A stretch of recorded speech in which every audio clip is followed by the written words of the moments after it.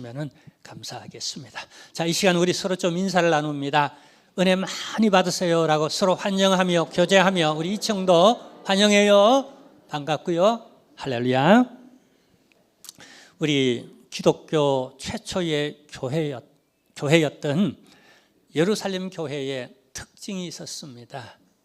이 예루살렘 교회가 우리 모이면은 이들은 예배하고 성경 공부하고 열심히 기도했습니다. 그게 모이는 이유였습니다. 그리고 이들은 흩어지면은 어떤 위치 또 상황이 어떻든 아무리 박해를 받아도 이들이 했던 건 복음 전도였습니다. 그 결과로 교회가 크게 부흥했어요. 여러분, 교회의 내적 또 외적인 부흥은 저절로 되는 게 아니에요. 모여서 정말 열심히 예배하고 성경 공부하고 열심히 기도했어요. 그리고 흩어지면 그 정말 어려운 가운데서도 누구 하나 복음 전하지, 예수 믿는 사람이라면, 하나님을 경험한 사람이라면 복음 전하지 않는 사람이 없었습니다. 근데 이렇게 부흥되는 교회에도 갑자기 성장하고 부흥되다 보니까, 많은 각양의 사람들이 모이다 보니까 부작용도 하나하나 나타나기 시작했습니다. 그 하나가 뭐냐 하면은 원망이었어요. 불평이었어요. 교회가 불평이 생기면 안 되잖아요. 또 그냥 또 사람들의 모임이니까 그럴 수도 있지만 불편한 점이 있잖아요. 많은 사람들이 모이고 하니까요. 북적북적하니까요. 그러나 또 불평하는 건 또 다른 문제가, 영적인 문제가 있어요. 그래서 사도들이 진단을 합니다. 이건 아니야. 이렇게 계속 가면 안 되는 거야. 그래서 최초의 중직자를 뽑습니다. 그 최초의 중직자가, 우리 기독교 최초의 중직자가 바로 7 집사님들이었습니다. 한국에는 참고로 집사님들이 대단히 많습니다. 해외 나가면 미국이나 영국이나 또 독일인데 가면 집사님들이 희귀해요. 그리고 집사님들 되게 존중하고 귀하게 여겨요. 아주 수만 명 모이는 교회도 집사님들이 몇 명이냐 모르니까 10명이 안 된대요.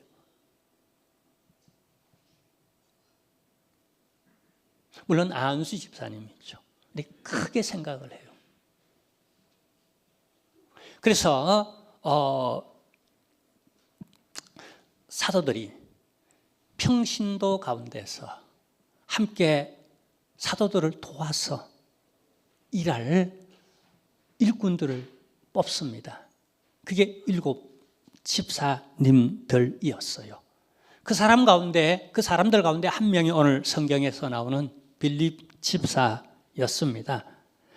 이 빌립 집사에 대한 최초의 기록은 사도행전 6장 5절에 나옵니다. 함께 읽어보겠습니다. 온 무리가 이 말을 기뻐하여. 이 말은 앞에 배경이죠, 그죠? 이렇게 불평이 일어나고 이렇게 어려운 문제가 있으니까 우리 평신도 지도자를 뽑아서 사도들과 함께 목회하도록 하자라는 말을 듣고, 그래서 너희 가운데 7사람을 뽑아라, 이 일을 기뻐했다는 거예요. 성도들이 합의를 했다는 거죠. 자, 그리하여 믿음과 성령이 충만한 사람 스데반과 빌립과 프로고로와 니가노로와 디몬과 바메나와 유대교에 입교했던 안디옥 사람 니고라를 택하여 라고 말씀하고 있습니다. 자, 여기 보면은요, 어떤 사람을 뽑았다고요? 자, 6장 우리 3절에 다시 한번 보게. 6장 3절에 보면, 형제들아 너희 가운데서 성령과 지혜가 충만하여 칭찬받는 사람 7을 택하라. 우리가 이 일을 그들에게 위임하고 맡긴다는 거예요. 본래는 누구의 일이에요? 사도들의 일인데 사도들의 한계가 있어서 원망과 불평이 잦아지니까 이 일을 해소하기 위하여서 너희 가운데에 이러한 사람 7을 뽑아서 그 일을 맡아서 이제 이런 원망하고 불평하는 일이 없도록 하자라는 일에 다들 기뻐하고 사람들을 뽑았다는 거예요. 자, 여기 조건을 보면은 최초의 중직자, 이게 우리 모든 중직자들의 원형입니다. 어떤 사람들을 선택했는가? 여기 첫째는 성령이 충만한 사람들이었습니다. 자, 왜 이렇게 성령이 충만한 사람들을 뽑았을까요? 예, 교회 중직을 맡아서 하는 일은 단순한 일이 아닙니다. 인간적으로 혹은 행정적으로 능률적으로 하는 일이 아니라 이 일은 하나님의 일 하여서 하나님의 뜻을 받들어 하나님을 기쁘시게 해야 할 일이기 때문에, 영적인 일이기 때문에 성령 충만한 사람을 필요로 했다는 거예요. 그래야만이, 근본 문제가 뭐죠? 교회 안에 은혜가 점점 사라지게 되어지는, 원망과 불평이 그 자리를 대신하게 되어지는, 이런 일을 해소해서 다시 은혜가 충만한 교회로 그렇게 되어가기 위하여서는 일을 맡을 사람이 중요하잖아요. 일 자체보다도 누가 그 일을 하는가, 사람이 중요하죠. 그래서 여기 재주 많은 사람이라고 말하지 않고 가장 첫 번째 조건이 성령 충만한 사람을 원했다는 거예요. 우리 중직자 여러분, 우리 함께 깊이 새겨 들으십시다. 할렐루야. 그래서 성령을 인정하고 성령 충만하도록 기도하고 성령께 순종하는 이 일이 우리 모든 중직자들, 저를 비롯해서 우리 교육자들, 그리고 우리 모든 장로님들, 권사님들, 안수집사님들, 우리 집사님들, 셀 리더들 다 이런 부분이 필요하다는 거예요. 자, 두 번째 조건은 지혜가 충만한 사람들이었다는 사실입니다. 왜 지혜가 필요했을까요? 이 지혜는 세상적 지혜가 아니에요. 공부 많이 한 무슨 어떤 일의 전문가 이런 지식이 아니에요. 위로부터 내려오는 지혜예요. 그 지혜는 가장 기본적으로 여호와를 경외하는 것이 지식의 근본이라. 하나님을 공경할 줄 아는, 그분의 말씀 앞에 예라고, 내가 아무리 전문가적 지식이 있고 경험이 많고 똑똑한 사람이고 많이 배웠을지라도 그분의 말씀의 권위 앞에서는 내가 아멘 하고 그분을 의식하고 그런 신의식을 가지고 그분을 공경하며 두려워할 줄 아는, 경외하는 이 바탕을 가진, 거기에서 나오는 어떤 아이디어, 어떤 경험들, 어떤 지식들을 가지고 그 다음에요, 그런 덕스러움 안에서 여러 가지 원망과 불평을 잠재우고 교회를 하나 되게 만들고 은혜로운 교회로 만들어 나가는 일에 지혜로운 사람 말이에요. 세상적 어떤 아이디어, 기술적 어떤 아이디어가 아닌 교회를 교회 되게 만들어가는 이 은혜로운 공동체의, 사랑의 공동체의 지혜가 필요했다는 의미입니다. 그래서 충만이라는 단어를 쓰고 있어요.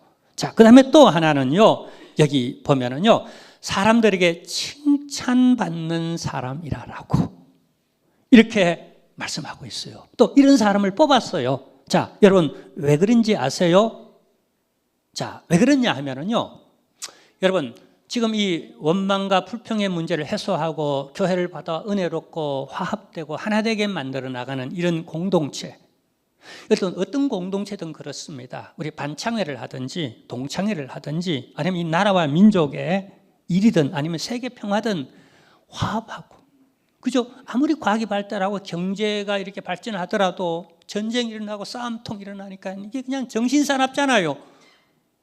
요즘 그렇지 않습니까? 국내외적으로 보면 정신사납지 않습니까? 뉴스 보기가 짜증나서 아주 뉴스를 덮어버리고. 화합, 화목함. 우리 가정에서도 그렇죠, 그죠? 아무리 돈 잘 벌고 사업 잘하고 똑똑하고 뭐 선남 선녀일지라도 맨날 싸워보세요.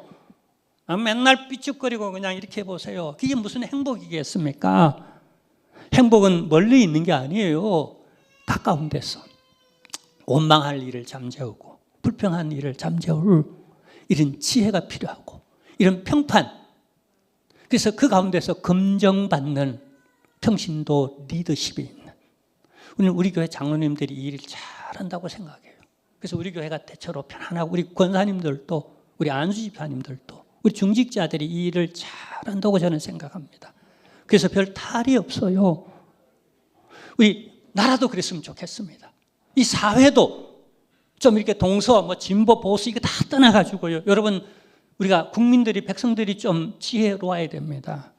길게 보고 멀리 보고 할 때, 지금 관세 전쟁이니 세계는 지금 자국 이기주의로 난리가 나는데 우리는 꼭 구한말처럼 그냥 대원군파, 그다음에 명성황후파 이래가지고 그냥 이러다가 그냥 시지푸스의 신화처럼 확 올라갔다가 또 쭉 떨어져 버리고, 우리끼리 싸워가 4번 나가 또 쭉 올라갔다가 확 떨어지고, 지금 이렇게 올라가 있는 상태인데 미끄러지기 직전에 와 있는,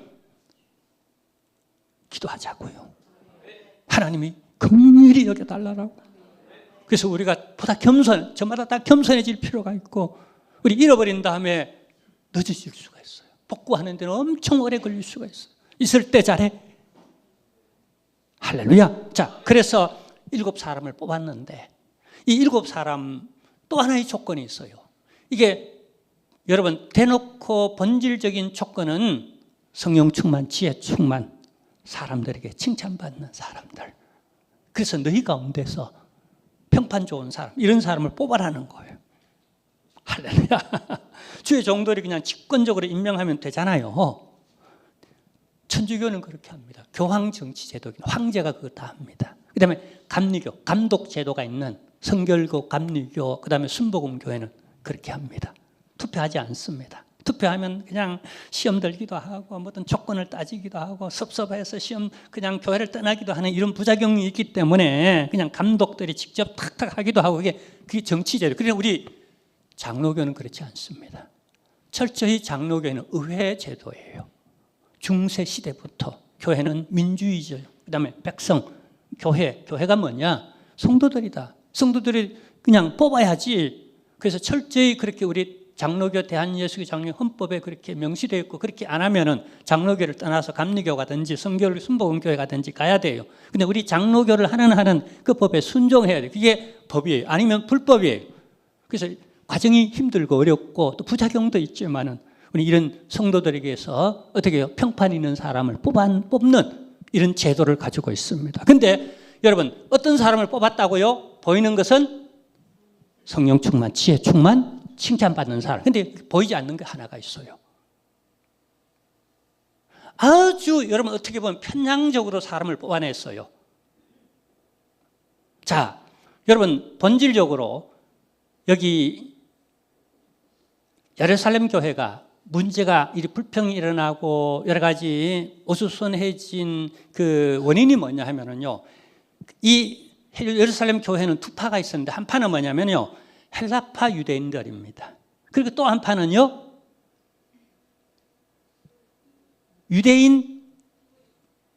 유대파 기독교인이에요. 그러니까 헬라파가 있었고 히브리파가 있었다는 거예요. 여러분, 유럽의 문화가 어떤 문화죠? 헤브라이즘과 헬레니즘이죠. 이게 교회 안에 최초에 등장하는 게 유대파가 있었고 헬라파가 있었다는 거예요. 서로 언어가 좀 다르고 문화도 달랐어요. 우리 기독교 안에도 이런 파가 있고 이런 파가 있죠. 그죠? 저는 이런 그 쪽파, 대파, 양파 이런 건 좋아합니다만 무슨 유대파, 헬라파 이런 건 싫어합니다. 아유, 복잡해요.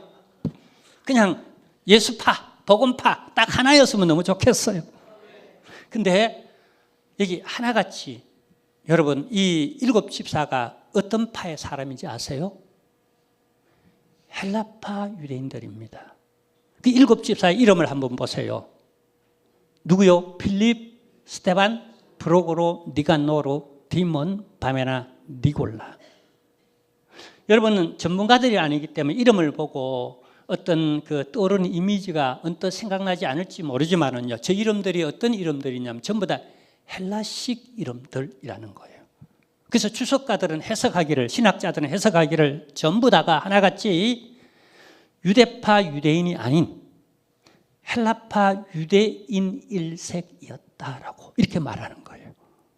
근데 이 예루살렘 교회가 성도들이 정말 똑똑하고 참 포용적이고 좋은 것은요, 그 가운데 절반 이상이 유대파 유대인들이에요. 헬라파가 아니었어요.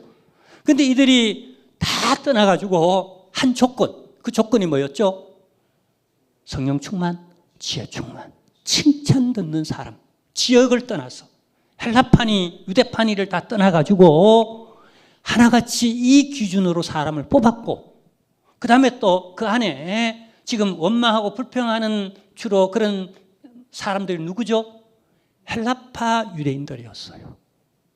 왜냐하면 유대파 유대인들은 깔고 앉은 박힌 돌이었고, 헬라파 유대인들은 각자가 어떻게 해요? 들어온, 새롭게 편입되고 새롭게 들어온 그냥 해외 교포, 요즘 말하면 제1교포든 재미교포든 혹은 고려인이든 혹은 조선족이든 이렇게 들어온 사람들이에요.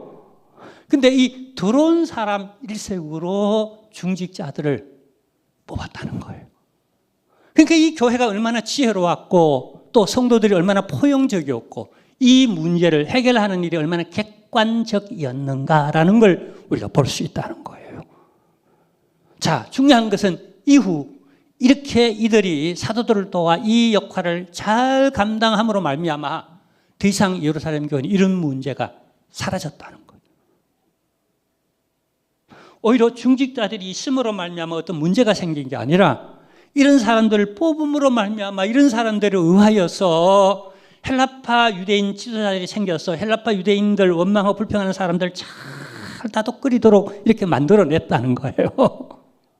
이 안에서 지금 우리 사회의 어떤 문제, 어떤 갈라져 있는 이런 문제, 또 조금 더 원망하고 좀 더 소외감을 느끼는 사람들을 어떻게 다독여 가야 할지에 대한 우리 어떤 아이디어도 얻게 되어지는 거예요. 원망하고 불평하니까 내쳐버리는 게 아니라 도리어 어떻게 해요? 끌어안기 위하여서 어떤 대안과 대책과 특히 사람이 중요하잖아요. 그런 사람을 세운다는 것. 이게 얼마나 교회가 참 얼마나 세상과는 다르다는 걸 우리가 보게 되어지고요. 자, 근데 이제 이들이 뽑혀서 하는 일이 중요하잖아요. 주로 여러 가지 일이 있지만은 네 가지로 요약할 수 있어요. 첫 번째 이들이 한 것은요, 본래 이 중직자, 평신도 중직자 제도의 출발이었던 이들은 긍휼 사역과 돌봄 사역을 잘 한 것으로 교회사에 전해지고 있어요. 이 일곱 집사 하나같이 성령이 충만하고 지혜가 충만하고 사람들의 평판도 좋고 또 그다음에 어떻게 해요? 그쪽 지역 사람들을 그죠? 그쪽 지역 사람들의 심정에 공감을 가지고 잘 다독거리며 가서 그래서 교회가 평안해졌다는 거예요. 하나가 되어졌다는 거예요. 여러분, 큰 바위도요, 낙석이 떨어지잖아요. 어떻게 떨어지죠? 처음에는 조그마한 실검이 가는 거예요. 근데 이걸 방치해 놓고 있다가 보면은 점점 커져서 결국은 떨어져 나와서 그냥 산사태가 일어나고 어떤 피해를 입히잖아요. 근데 미연에 이런 것들을 그냥 애써 그냥 치유하고 회복시키려고 백방으로 노력하였다는 것, 이 자체만으로도 하는 보시기 아름답지 않아요? 자, 그 다음에 두 번째로는 이들은요, 사도들의 역할을 지원하였습니다. 원래는 사도들이 다 해야 할 일이지만은 성도들이 수가 있으니까 이 사도들로서는 한계를 느낍니다. 그래서 나머지 모든 일들, 그러니까 사도들이 해야 할 나머지 모든 일들, 이 일들은 이 중직자들에게 위임하여서 그들이 문제를 해결하도록. 그래서 사도들은 기도하고 말씀 전하는 일에 전무하도록 집중할 수 있는, 그래서 이런 동력자들이, 평신도 지도자 동력자들이 필요했다는 거예요.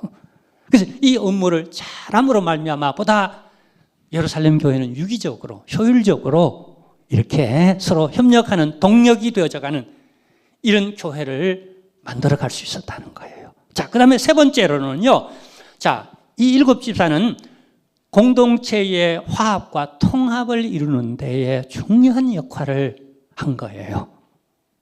자, 돌봄 사역을 통하여서. 그 다음에 어떻게 해요? 사도들이 못하는 일을 다 메꾸라시 함을 통하여서 어떤 사람도 소외되지 않고 또 어떤 사람도 원망하거나 불평하지 않고 그냥 이들이 사역할 때 어떻게 사역했겠죠? 자기 중심으로 사역하지 않았겠죠? 교회 중심으로 했겠죠? 그러니까 사도들 중심으로 했겠죠? 사도들이 이런 말씀을 전했으니까 사도들이 당신에게 관심이 있어. 그죠? 이게 중간 역할이 이런 역할들이죠. 그죠? 그냥 담임 목사가 당신에게 그냥 한 번도 전화도 안 하고 문자도 안 하고 관심도 없어 기도도 안 해줘, 이게 아니라 혹 그런 오해를 할지라도 그냥 혹 부족해서 그런 신경을 못 쓸지라도 이 중직자들이 돌아다니면서 아니야, 늘 기도하고 늘 말씀 전하고 늘 당신을 위해 그냥 그렇게 기도하고 있어라고 이 역할들이죠. 화합의 역할들이 있죠. 그죠? 왜냐하면 이 빈틈을 통해서 불평이 나오고 원망이 나오잖아요. 그 소외감에서. 그래서 이 중직자들을 뽑지 않습니까? 그 일을 하라고. 그래서 이 화합이 잘 됐다는 거예요. 할렐루야. 자, 그 다음에 여러분 네 번째 특징이 있어요. 오늘 이 네 번째 특징을 중심으로 제가 오늘 말씀을 전하려고 합니다. 이 일곱 집사들 내적으로 뭐였다 하면 화합시키고, 그죠? 긍휼을 여기고 돌봄 사역을 하고 이런 사역을 했다는 거예요. 그러면 이 흩어진 사람들, 이 흩어질 때에 교회는요, 모이는 것도 교회지만 흩어지는 교회도 있어요. 우리가 보통 이 모임만 생각하는데 이 흩어짐도 잘 해야 되는 거예요. 그래서 모임의 교회, 흩음의 교회가 있는데 이 흩음의 사역 가운데에 주 사역이 뭐죠? 선교와 전도예요. 그래서 이 일곱 집사들의 하나같이 행적들을 보면은요, 흩어져서 복음을 전하였어요. 그 가운데 우리는 대표하여서 이 빌립 집사의 흩어진 교회 중직자로서 어떤 역할을 했는지 성경에 기록된 것들을 참고로 하여서 우리 함께 보겠는데요. 자, 첫 번째 여러분 보면은요, 여기 8장 4절에서 6절 내용인데 함께 보게. 그 흩어진 사람들이 두루다니며 복음의 말씀을 전할 새 빌립이 사마리아 성에 내려가 그리스도를 백성에게 전파하니 무리가 빌립의 말도 듣고 행하는 표적도 보고 한 마음으로 그가 하는 말을 따르더라. 자, 여기 흩어졌다는 말은 예루살렘 교회가 심한 박해, 핍박으로 말미암아 모일 수가 없었어요. 우리가 여러분 실감나지 않지만은 그래도 조금 경험한 게 코로나 때 우리 모일 수가 없었잖아. 그때 파주로서 순경도 오고 구청 직원도 오고 동사무소 직원도 다 와서 교회 앞에서 막 체크하고 저 위에 와서 막 체크하기도 했어요. 처음에는 못 모르고 아이고 그러나 보다 했는데 가만히 생각해 보니까 성역인데 함부로 공권력이 종교 분리의 원칙에 의하여서 헌법 정신에 의해서 종교의 자유에 있어서 집회 결사의 자유에 의해서 못 들어오는 거예요. 그래서 그 다음 주부터는 너 이 안에는 예배 드리는 사람 외에 당신 예배 드리러 오면 막지 않겠다. 그러나 감시하러 온다면, 교회를 감시하고 통제하러 온다면 그건 못 들어옵니다. 그랬더니 못 들어오더라고요. 교회의 권세로 명한원이 못 들어오더라고요. 저 바깥에서 끌적끌적 하다가 그냥 형식만 어떻게 적고 가더라고요. 자, 어쨌거나 예루살렘 교회는 모진 황제의 권세로 로마법에 의하여서 모일 수가 없었어요. 그래서 사도들만 교회를 지켜야 되잖아. 때려 죽인다 그래도 사도들은 교회를 지켜야 안 되겠습니까? 교회 지키고 나머지 모든 중직자를 비롯해서 평신도들은 사도들이 그냥 못 나오게 만듭니다. 흩어지게 만들어요. 근데 이 흩어진 사람들이 뭘 하죠? 그동안 무슨 훈련 받았죠? 모이면 기도하고 흩어지면 전도한다. 이게 훈련되어 있는 거예요. 그래서 이게 도리어 전화위복, 신의 한 수가 되어져서 이 흩어진 사람이 온 유대를 다니면서 복음을 전합니다. 그런데 그 가운데 일단의 사람 누구죠? 빌립이 어디까지 가죠? 사마리아로 갑니다. 이 빌립은요, 최초라는 게 여러 타이틀이 붙습니다. 첫째는 최초의 중직자였다라고 하는 것. 두 번째는 최초의 선교사였다라고 하는 것. 사마리아 지역은 당시 유대 안에 있는 이스라엘 사람들이었지만 그러나 민족적으로는요, 유대인들 생각에는 이방인 취급을 했어요. 상종을 하지 않았어요. 이 사마리아로 갔어요. 최초의 선교사가 된 거예요. 그리고 사마리아 지역의 최초의 교회를 세워요. 사마리아 기독교의 최초의 원형 가정을 이루고 원형 교회를 이루었어요. 그러니까 신의 한 수죠.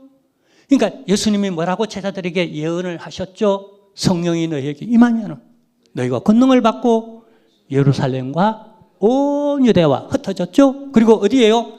사마리아.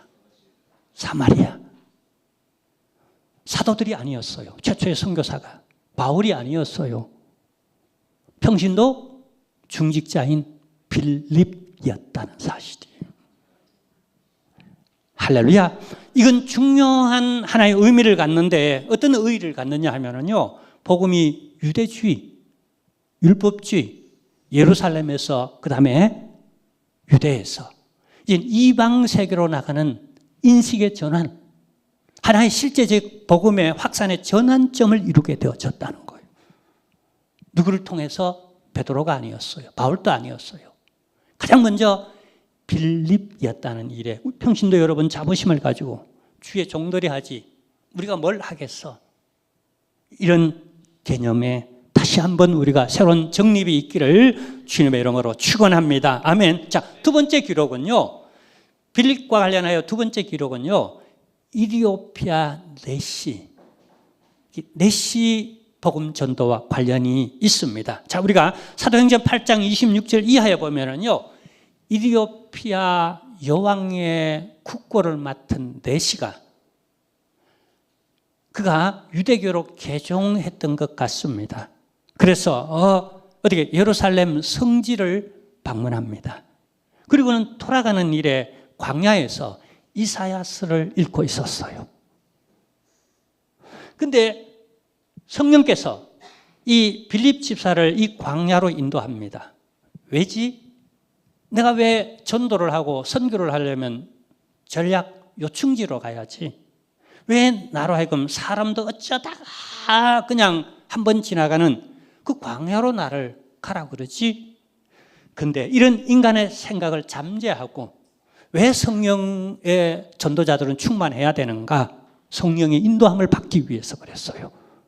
성령은 보다 포괄적이며 보다 전 세계적으로 우리가 이해할 수 없는 그런 하나님의 통달하신 뜻을 다 통달하고 계시는 분이시기에 그냥 우리는 이해 안 되더라도 성령이 그렇게 감동할 때는 아멘 할 필요가 있어요.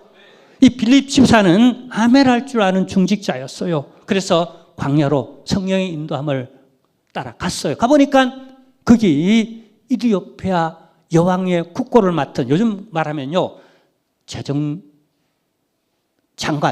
장관. 지금 우리 대통령 대행이 경제부 장관이던가요?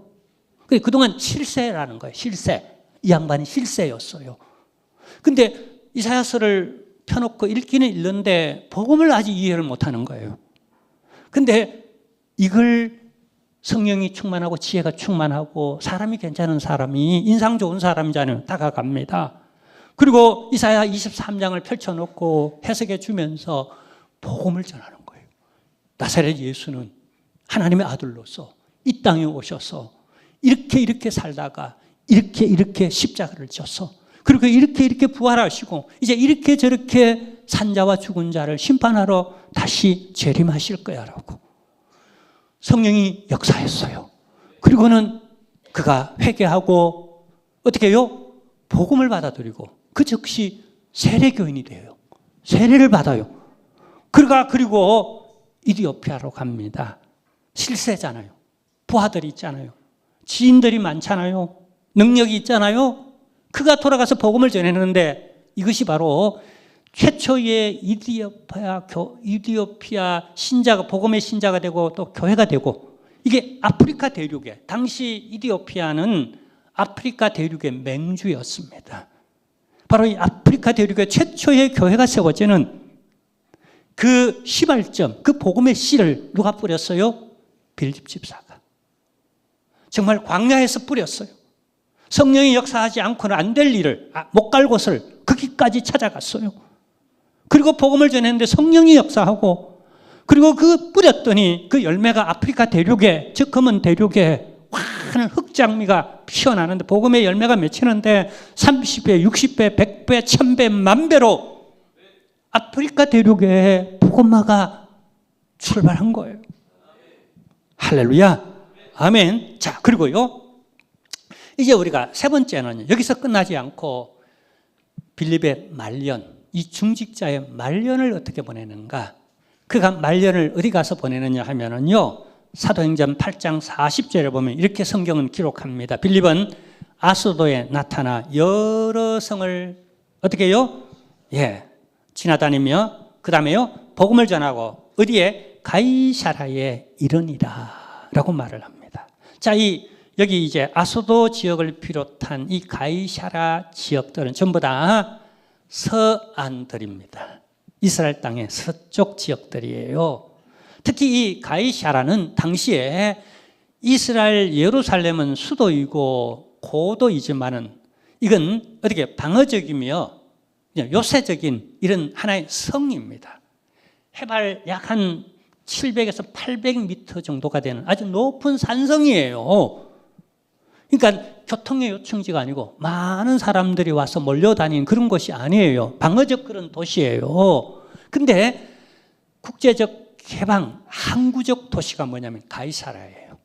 그래서 로마의 총독부가 예루살렘에 두지 아니하고 지중해 연안인 로마를 비롯해서 그리스 그리고 이집트, 여러 중동, 레바논 등등 하면서 여러 나라들과 교역하며 또 해외 소통하고 무역항으로 이렇게 왔다 갔다 하고 많은 사람들이 교통요정지로 이스라엘 땅으로 왔다 갔다 하는 그 지역이 바로 가이사라예요. 그래서 당시 로마 제국 치하에서 로마 제국의 총독부, 가이사의 총독부가 바로 이 가이사라였어요. 여기 백부장 귀족 고넬료가 성령받고 변화된 바로 그 도시이기도 한 이 가이사라, 바로 이 지역이에요. 이 지역에 머물면서 그가 복음을 전했는데, 그래서 최초란 말이 많이 씁니다. 어떤 사도들이 여기 가기 전에 그가 먼저 이 국제 도시에 가서 어떻게 해요? 그 집이 곧 최초의 가이사라 지역, 서안 지역의 최초의 교회가 됩니다. 그리고 그는 이 선교의 전략적 어떤 사무실 역할, 선교 센터 역할을 합니다. 그것은 우리가 어떻게 알 수 있느냐 하면은요, 바울, 나중에 한참 후에 바울이 이제 개종하고 복음 전하러 세계 선교를 그냥 1차, 2차, 3차 떠나갔다 오면서 바로 이 집에 들리는 거예요. 자, 우리가 그 성경을 확인합니다. 사도행전 21장 8절에서 9절 내용을 우리 함께 보겠습니다. 이튿날, 자, 누가? 바울 일행입니다. 선교 일행, 바울 일행이 이튿날 떠나 가이사라, 바로 이 가이사라예죠. 여기 누가 있었죠? 빌립이 있죠. 7 지사 중 하나인 누구요? 빌립이랍니다. 자, 근데 여기 여러분 유심히 보면은요, 자, 이때에 바울이 여기 초대교회 안에서 바울을 비롯한 선교사들, 특히 사도행전 그 복음적인 이런 사람들에 의하여서 빌립의 이미지가 이후는 여러분 7 집사라는 개념에서 동시에 그에게는요 전도자 빌립이라는 호칭이 붙어요. 그 이미지가 그냥 어떤 별명처럼 어떤 특정 이미지를 이렇게 붙일 때는 그게 아주 인상적인 거예요. 자, 우리 중직자들이요 전도 중심의 이런 이미지가 온 교우들에게 각인되어진다면, 그리고 주의 종 바울과 같은 정말 복음에 미쳐있는, 선교에 영혼 사랑에 미쳐있는 사람에게 저 사람은 전도자야라고 하는 이미지, 인상이 딱 이렇게 붙어있는 사람이라면 이게 됐잖아요. 이게 하나님의 역사하고 얼마나 아름다운 모습이에요. 기도도 잘하고 성경도 잘 듣고 예배도 잘하고 헌금도 잘하고 봉사 잘하지만은 저 사람은 전혀 1년 내에 가도록 복음 한 번 안 전해. 그건 아니올시다죠. 그죠? 초대교회 7 집사들은 그런 사람들이 아니었다는 거예요. 우리 교회에도 이런 분들이 있어요. 참 복음 전하고 늘 그냥 설교 듣고 가서 간증하고 그냥 셀 리더들을 챙기고 또 그냥 여러 사람들에게 참 하나님 자랑하고 교회 자랑하고 복음 자랑하고 하는 분들이 있어요. 너무 고맙고 참 신나는 일이죠. 그죠? 그래서 선교의 발판 역할을 했다는 거예요. 그리고 그 딸들이 시집 안 간 4딸이 있었는데 여기 9절에 보면은요 4딸이 전부 다 뭘 했다고요? 예언한 자라고. 예언했다는 게 요즘 그냥 어떤 점쟁이처럼 딱딱딱 알아맞추고 그게 예언이 아니에요. 당시 예언이라는 이미지는 예수님께서 다시 오신대. 그 예언이 미래에 될 일이죠. 그죠? 믿으면 구원받는데 하고 말씀이 앞으로 그대로 이루어질 거야 라고 이렇게 말씀을 과거적으로는 간증을 하는 것이고, 현재적으로는 내 영성을 얘기하는 것이고 뭘 해야 될지를 얘기하는 걸 미래적으로는요. 그게 다 예언인 거예요. 우리 주님 다시 오십니다. 우리가 죽으면 천당 갑니다. 할렐루야. 예수는 그리스도이십니다. 이렇게 예언했다는 거예요. 할렐루야. 내 딸이 그렇게 했다는 거예요. 그러니까 이 가정 자체가 가이사라의 최초의 교회가 되어지고, 그리고 이 딸들이 핵심 그 멤버가 되어지고, 그리고 교회가 세워지고, 그리고 그것은 곧 선교사들이 이제 선교 왔다 갔다 하며 바울을 비롯해서 선교 센터 기반이 되어지고, 그 대적들 그 집에 모시고 머무르게 하고, 그리고 선교 자원이 되어졌던 이 빌립. 할렐루야. 그러니까 우리 기독교가 하나님의 은혜에 의하여서 이렇게 성령이 충만하고 지혜롭고 사람들에게 칭찬받고 이 전도 이렇게 참 잘하고 그렇게 복음에 뜨거운 사람들이 구성 중요한 역할을 감당함으로 말미암아 우리 기독교는 세계 복음화가 되어지고, 오늘 우리 저와 여러분들이 전해져서 이렇게 예수를 믿는 오늘 우리 한길교회도 중직자들이 있고 여러 셀 리더들이 있고 우리 교사들이 있고 우리 성도들이 있잖아요. 할렐루야. 자, 이제 우리가 태신자 작정을 하려고 그러는데요. 먼저 우리 한 사람을 소개하려고 합니다. 제가 고등학교 시절에 큰 은혜를 받고 거듭나고 참 믿음에 아주 뜨거웠던 경험을 했던 적이 있어요. 이제 그분 목사님이 그냥 처음에는 그냥 그분 이름을 대고 그냥 어렴풋이 알았는데, 그리고 그냥 이름은 물론 잘 알고 있었지만은 그가 누군지 잘은 알지 못했는데, 나중에 알고 보니까 그분이 바로 고 CCC 총재였던 김중곤 목사님이셨어요. 그때부터 저는 그분이 제 모델이었어요. 이분의 고향이 어디였냐 하면은 신안, 전라남도 신안이었습니다.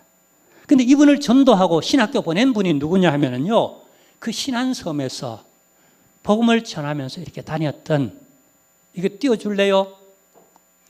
다녔던 문준경 전도사님이에요. 저분이에요. 이분은 1년에 고무신 9클레가 다닐 정도로 온 섬을, 신안에는 섬이 많잖아요. 온 섬을 다니면서, 그래서 곳곳마다 교회가 세워지고요. 그래서 이분이 이렇게 복음 전해서 우리 나라에서 지자체 가운데 가장 복음화율이 높은 곳이 신안군입니다. 그리고 정도라는 곳이 있는데, 이 정도, 이것은 90%가 기독교인이에요. 이런 곳이 없어요. 저분 한 분이 저렇게 복음을 전하면서, 근데 개인적으로는 저분이 그냥 일찌감치 애도 못 낳고 또 소박당하고 참 불행한 분이었어요. 근데 예수 믿고 그냥 성령이 충만하고 복음으로 충만하고 지혜가 충만하고 사람들에게 칭찬받고, 그래서 얼마나 많은 사람을 도와주고 그런지 몰라요. 그래서 정도 신앙군에 가면 저분이 세운 교회들이 수두룩하고 막 그냥 신앙군의 어머니고 우리 믿음의 어머니고, 저분에게 그냥 도전을 받고 은혜를 받고 구원받아서 신학교 가서 우리 한국교회에 끼친 영향도 굉장히 커요. 근데 저분이 6.25 때 공산당들에 의하여서 순교당했어요. 제가 한 10몇 년 전에 일부러 그 휴가를 내가 저기 가서 아내와 일주일 동안 지냈던 적이 있어요. 그리고 이번에 또 얼마 전에 우리 중직자들 함께 같이 수련회를 저 신앙군에 가서 다시 저걸 보면서 내 마음에 또 새로운 각오도 하고 다짐도 하고, 저렇게 복음을 전했는데, 그리고 순교당한 하나의 미랄이 되어졌는데, 우리 이 신한 이 섬들에 끼친 영향력은 우리나라 최고로 복음화율이 높은 한 섬 정도라는 제법 큰 섬인데 90%의 성도들 저렇게 해서 저렇게 됐구나라고 하는, 오늘 우리 태신자, 내가 한 사람 한 사람 정하는 그 사람이 아무것도 아니라 그 안에 빌립이 있을 수 있고요. 그 안에 저 문준경 전도사님이 있고요. 그 안에 여러분 한국교회에서 우리 목회자들이 가장 존경하는 여러분 우리 고 김중곤 목사님이 있고, 저 같은 사람이요, 청소년 시절에 은혜 받고 목회자가 되고 싶은 그런 마음도 또 비전도 주고요, 또 우리 내 목회의 모델이 되게 하기도 한 그런 분들이 저 어머니 같은 그냥 전도하고 기도하고 전도하고 기도하고 말씀 보고 전도하고 기도하고 뭐 그랬을 뿐이에요. 그런데 이렇게 영향력을 끼치고 있어요. 사랑하는 성도 여러분, 오늘 우리 함께 같이 광고하고 기도해 본 대로 우리 작정하는 시간을 함께 갖도록 하겠습니다. 이 시간 우리 같이 작정해요. 그리고 거둬주시길 바라고 이미 아마 기록해 오신 분들이 있을 겁니다. 지난주에 이미 나눠드렸는데 해왔고요. 자, 지금 잠깐 한 3분 동안 기회를 드리겠습니다. 여러분, 단테의 신곡에 보면 지옥편이 나옵니다. 이게 하이라이트입니다. 단테의 그 작품 가운데 지옥편이 하이라이트라고들 다들 평론가들이 얘기를 하는데요. 근데 그 지옥의 입구에 쓰여진 문구 하나가 있습니다. 그 문구가 뭐냐면 여기 들어오는 너희는 모든 희망을 버려라. 의미는 이겁니다. 절대로 지옥 가면 안 된다. 다 구원받아 반드시 천국 가야 된다라고 하는 이런 의미를 담고 있어요. 오늘 우리가 기록할 사람 바로 이런 의미를 가지고 전부 다 구원받아 천국 가야 됩니다라고 하는 내 핸드폰에 있는 사람들의 이름, 내 가족들, 내 주변에 있는 사람들, 지인들, 혹 자주 만나는 사람들, 혹은 스쳐 지나가는 동네 사람들 전부 다 이름을 적어놓고 1년 동안 우리 여기 강대상에 올려놓고 참고로 우리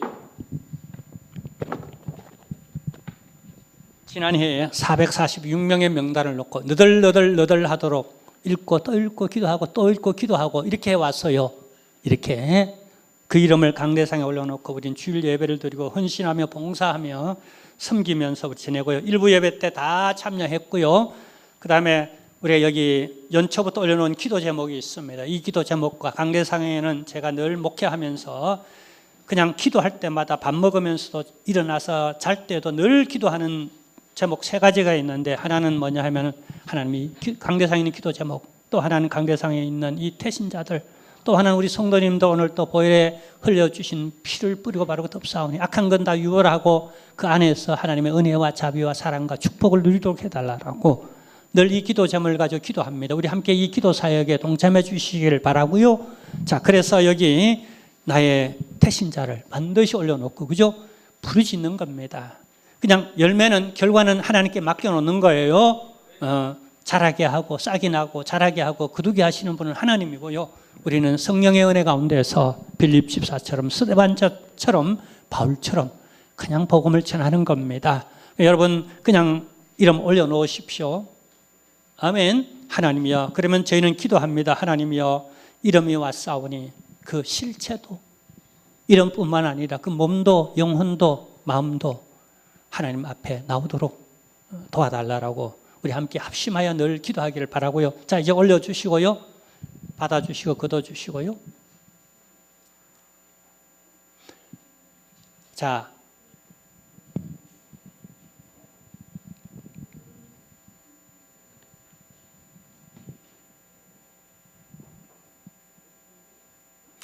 디모데후서 4장 2절에 보면 우리 바울은 디모데가 목회했던 에베소 교회에 성도들에게 이렇게 말합니다. 너는 말씀을 전파하라. 때를 얻든지 못 얻든지 항상 힘쓰라라고 이렇게 말하고 있습니다. 이 시대의 문중경 전도사님 같은, 이 시대의 빌립 집사와 같은, 혹은 스데반과 같은, 혹은 바울과 같은, 혹은 우리가 그리하지 못할지라도 지금 내가 만나고 알고 내 주변에 있고 한 사람들의 이름을 올려놓고 하나님 앞에 소원을 아뢰면은 언젠가 그 사람이 바로 우리 교회 성도되어 있는 내 옆자리에 있는 걸 발견하게 될 줄로 믿습니다. 저는 처음에 교회를 개척해서 시작할 때에 아무도 없었습니다. 그냥 우리 식구 딸랑 3명뿐이었습니다. 그냥 첫 예배는 눈물의 그냥 외로운 눈물의 예배였습니다. 근데 이름을 적어놓고 기도하고 기도했는데 언젠가 그냥 지나놓고 보니까 몇 년 지나놓고 보니까 내 수첩에 있었던 그 사람들이 전부 다 우리 교회 내 옆에 있는 사람들, 엉뚱한 사람이 와 있었던 게 아니에요. 하나님은 그렇게 우리의 그리고 그때부터 지금까지 지금 6년째 우리는 이 사역을 하고 있습니다. 결과는 하나님 앞에 맡겨놓고요. 어떻게 될는지는 우리는 그냥 기도할 뿐이고요. 나머지는 그냥 하나님께서 시키는 대로 하라는 대로 성령의 인도하심을 따라 우린 기도하면서 한 발짝 한 발짝 다가갈 뿐입니다. 자, 굳어주시고요. 혹 아직도 못 내신 분이 있다면 가시기 전에 쓰셔서 헌금함에 내어주시기를 바랍니다. 이제 갖고 오세요. 우리 이청도 갖고 오시고요. 제가 잠깐 기도하고 마치도록 하겠습니다.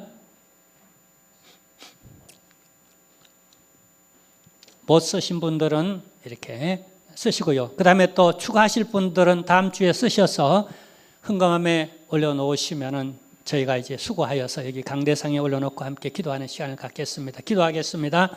하나님, 봄날에 농부가 씨를 뿌리듯이 여기 우리가 씨를 뿌려야 할 심령의 밭을 정하였습니다. 주신 기업이요, 내 사역에 하나님이여 터전이요, 주님 앞에 상급받고 일꾼으로 부름받아 각자 일한 대로 먹여주시는 우리의 하나님의 일터, 영적 하나님의 일터인 줄로 믿습니다.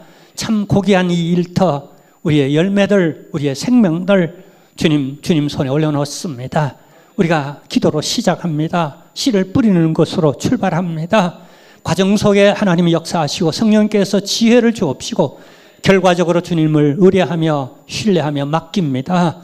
주여, 열매 거두는 이가 주님이신 줄로 믿습니다. 다만 일꾼들이 오니 말씀하옵시고 때를 따라 지혜를 주옵시고 성령께서 감화 감동하시고 역사하여 주옵소서. 이들이 다 구원받아 하나님의 우리 함께 가는 한길교회의 천국길의 동행인이 되게 하옵시고 심판받지 않도록 도와주옵시고 악한 것은 물러가 버리게 하옵시고 예수 믿고 구원받아 천국에서 영생복락하는 함께 가족되어지는 역사가 있도록 도와주옵소서. 오늘 동참한 우리 모든 성도님들의 먼저 그의 나라와 의를 구하오니 나머지 모든 강대상에 올려놓아 있는 기도 제목과 이들의 평소의